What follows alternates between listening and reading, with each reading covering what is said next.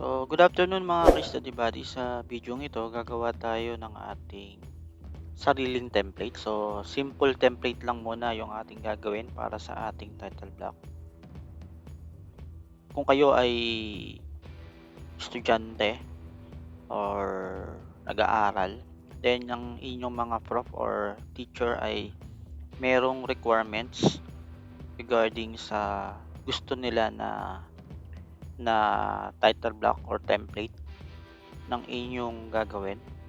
Okay, so pwede tayong mag-customize or gumawa ng sarili natin. So, kung tayo ay magsisimula at tayo ay pipili ng ating template, mayroong mga naka-default dito. Ayan. So, andito yung mga naka-default na template ng AutoCAD.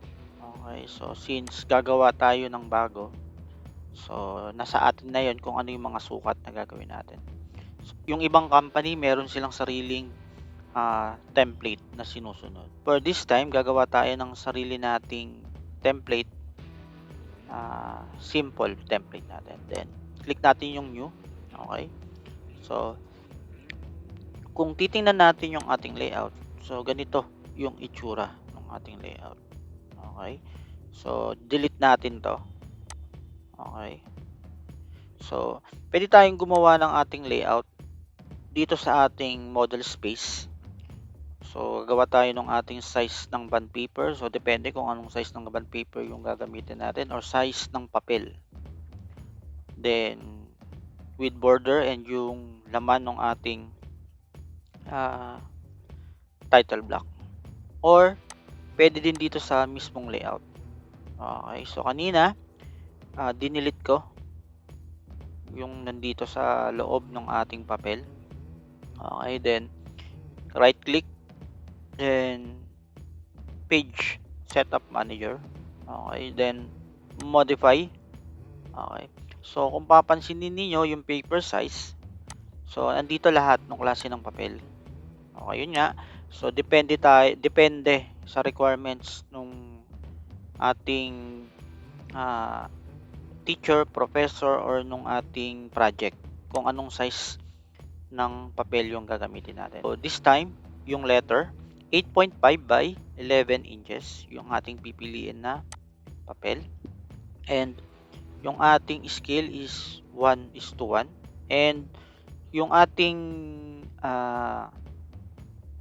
unit, change natin into mm. Okay, then 1:1, then okay, then close, then gawa tayo ng rectangle. Okay, then specify point.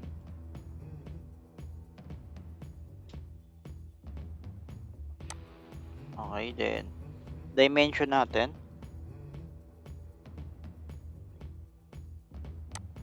is 279 by 216 mm. Okay, then enter. Okay, so kung nakikita ninyo, yan na yung ating pinaka edges ng ating papel. Ito. Then gagawa tayo ngayon ng border. Okay. So meron tayong nakikita rito na hidden yung border line niya. So pwede natin yung ma-edit. Okay, page setup manager, modify, then drawing to PDF. So ito yung printer natin or yung plotter name natin. Okay, then properties. Then punta tayo sa custom paper size. Okay. Then add. Then start from scratch. Next. Okay, ito yung ating width and height. Then millimeter. Then next, yung ating border. Okay. So i-zero natin yan. Yung nakita natin kanina na broken line. Next. Then okay. Then short bond paper. Lagyan natin. Short bond paper. finish, then okay. Okay. So kung papansin niyo nawala na yung ating borderline na hidden kanina. Then move na lang natin ito.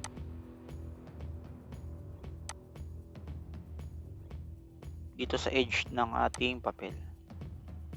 Okay? Next is gagawa na tayo ng ating border. So, ang requirements natin ay 10 mm. So, mag-offset tayo. Then 10. Then paloob. Then so, ito na yung pinaka border ng ating short band paper, then explode. Then next is gawa na tayo nung para sa title block natin. Okay? Yung iba naglalagay ng column dito for the logo nung company, nung school. So this time, simplihan lang natin yung paggawa ng ating title block or ng ating template. Then offset. So 10. Okay.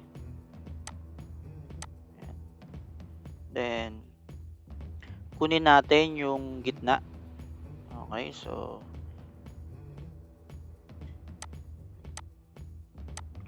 this point to this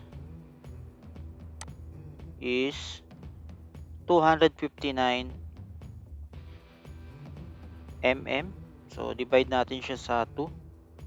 So 259 divide 2 is 129.5. So offset tayo ng 129.5.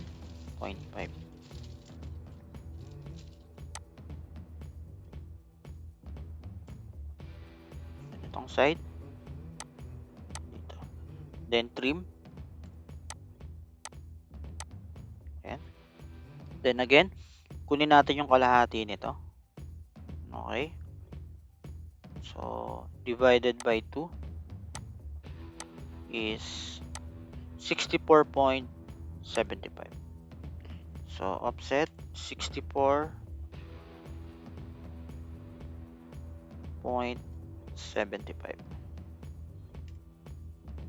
Okay. Okay. So etong right side, hatiin natin to sa tatlo. Okay, so 64.75 times 2 divide 3. So 43.1.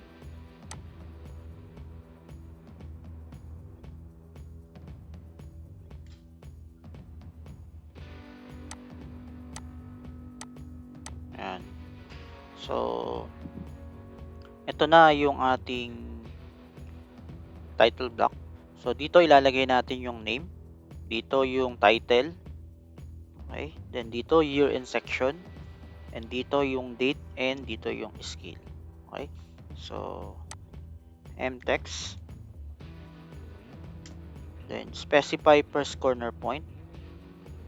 Okay, so itong point na to, so height.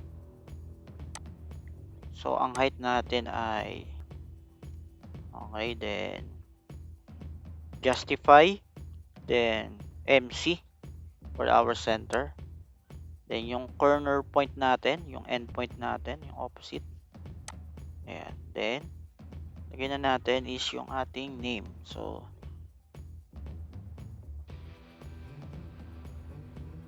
De La Cruz 1. Then i-copy natin ito sa ating second column. So specify base point.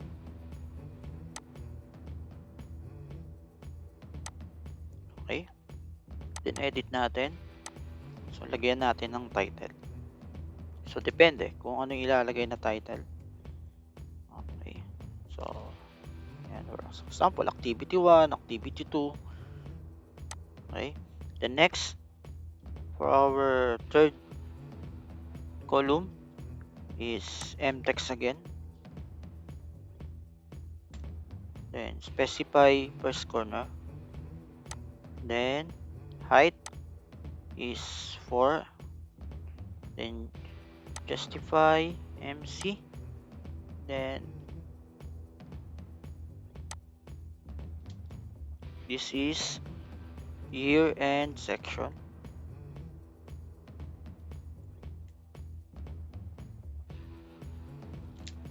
Okay. And ito is ika-copy natin.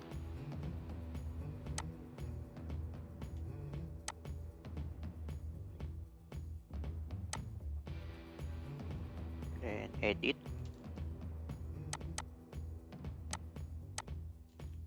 This is date.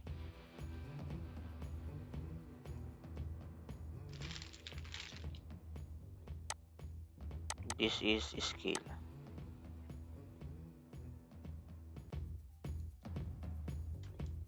Okay. Ayan. So, meron na tayong simple template for our title block. So, after this, is-save natin ito. Then, save as drawing template. Okay. Then, pangalanan natin ito na file name ng short bond paper template.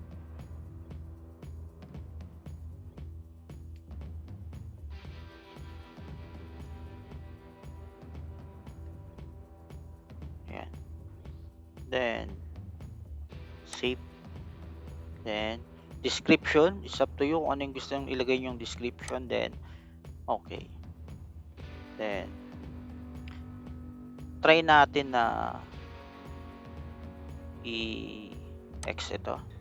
Then, gumawa tayo ng bago. Okay. Then, kung titingnan natin yan, nandito yan sa ating short bond paper. So, andito na yung ating template. Then, click. Then, open. Ayan. Ito na siya. So, for example, meron tayong ginawa. So, mag-copy na lang tayo rito. So, ito. Copy na lang natin to.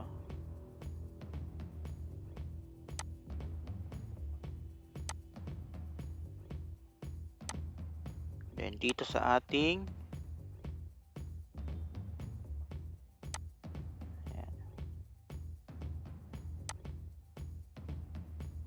ayan. So, ito na yung example pinagawa for activity number 1. Then, dito tayo sa layout natin.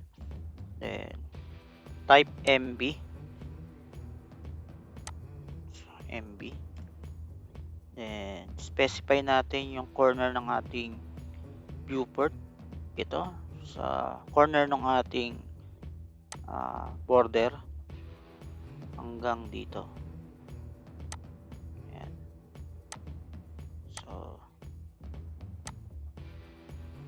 So, off natin yung grid. Ayan.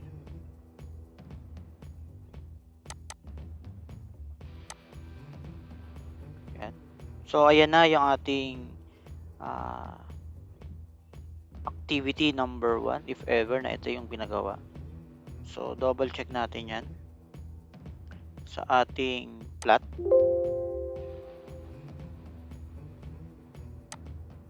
Okay, then i-preview natin. Ayan. So, pag pinrint natin ito sa ating papel, so ganito yung ating kalalabasan. Okay? Okay. So, after nating ma-preview yung ating gawa, so, export natin to PDF. Okay, then, lalagay natin siya sa ating PDF. May PDF ka drawing. Okay, so, this is my new activity. Then save. Okay. So, try nating i-open dun sa pinag-save natin. Okay, may new activity. Ayan. So, pwede na natin tong ipa-print kung sakaling yung pagpiprintan ninyo ay walang AutoCAD na software. So, through PDF file. So, mapapa-print natin or magkakaroon tayo ng gawa. That's all. So, I hope nakatulong ang video ito sa paggawa ng simple title block or template. So, that's all. Thank you.